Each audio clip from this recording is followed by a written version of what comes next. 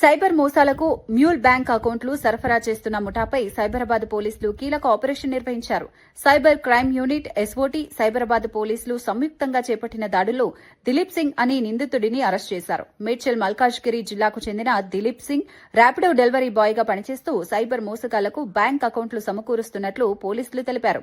Trading frauds, digital arrest, online gaming, part time job మోసాల్లో ఈ అకౌంట్లను ఉపయోగించి అమాయక ప్రజల నుంచి భారీగా డబ్బులు వసూలు చేస్తున్నట్లు విచారణలో తేలిందన్నారు. విచారణ ఎదుర్కోవాల్సి వస్తుంది, లీగల్ గా ప్రాసిక్యూషన్ ఎదుర్కోవాల్సి వస్తుంది, కోర్టుకి వెళ్లాల్సి వస్తుంది. ఇవన్నీ ఇష్యూస్ ఉంటాయి కాబట్టి డెఫినెట్లీ వాళ్ళ యొక్క లైఫ్ ని మాత్రం బర్బాద్ చేసుకోవద్దని కోరుతా ఉన్నాను.